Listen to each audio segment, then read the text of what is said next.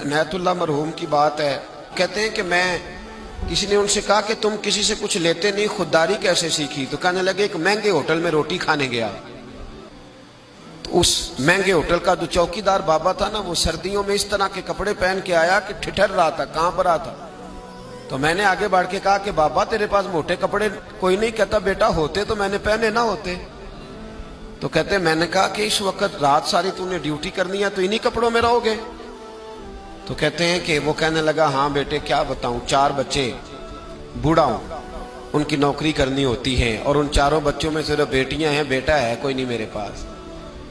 تو میں تو آج چائے پینی تھی تو میری بیوی مجھے کہہ رہی تھی کہ تھوڑی سی پتی اور 1 کپ دودھ گھر میں پڑا ہے، بچے سوتے ہیں تو آپ کو بنا کے دیتی ہوں۔ کہتے میں تو چائے اس طرح پیتا ہوں جس طرح دوائی پی جاتی ہے۔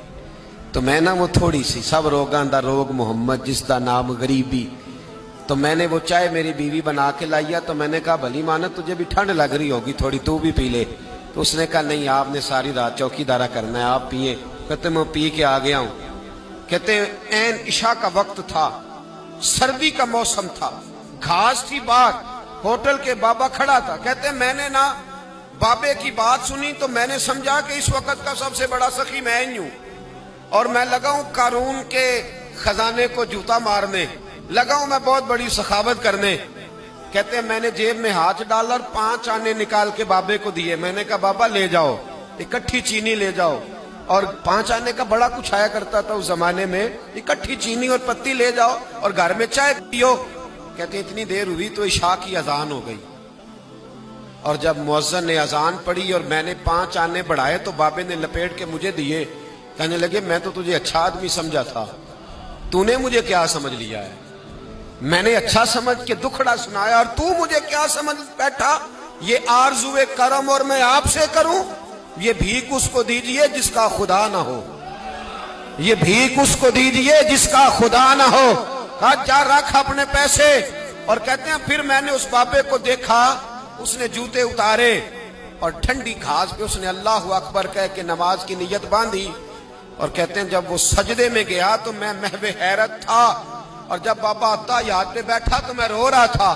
میرا دوست کہنے لگا کیا ہوا؟ میں نے کہا آج مجھے سمجھ میں آیا ہے، ایاک نعبد و ایاک نستعین، آج بات سمجھ میں آئی ہے، آج سمجھ میں آئی، ایاک نعبد و ایاک، یہ آج مسئلہ سمجھ میں آیا ہے۔ کہتے ہیں اس بزرگ نے سلام پھیرا اور کہنے لگا تو ابھی گیا نہیں؟ میں نے کہا بابا میں تیرے جلوے دیکھ رہا ہوں، میرا تحفہ قبول کیوں نہیں کیا؟ تو کہتے ہیں بابا رو پڑا۔ کہنے لگا بیٹا اگر 5 آنے مانگ کے کھانے ہوتے تو میں رات کو سردیوں میں مزدوریاں نہ کرتا، اپنے پیسے گھر لے جا۔ میرا رب مجھے محنت کے ساتھ اتنا دیتا ہے کہ میں بیٹیاں بھی پال لیتا ہوں اور روٹی کھا کے سوتا ہوں، تو جب مجھے اللہ نے محتاج نہیں کیا تو میں محتاجی کیوں دکھاتا پھروں؟ کہتے ہیں میں ساری زندگی اس کو دعائیں دیتا رہا، خدارا خوددار بنو، خوددار بنو، خوددار بنو۔ نوجوان کہتا ہے میری پھوپھی مہربان ہو جائے تو میں لندن چلا جاؤں، ماموں مہربانی کرے تو امریکہ چلا جاؤں، کوئی بندہ میرے اوپر نظر کر دے تو میں بچ جاؤں۔ بندوں کے سہارے کیوں ڈھونڈتا ہے؟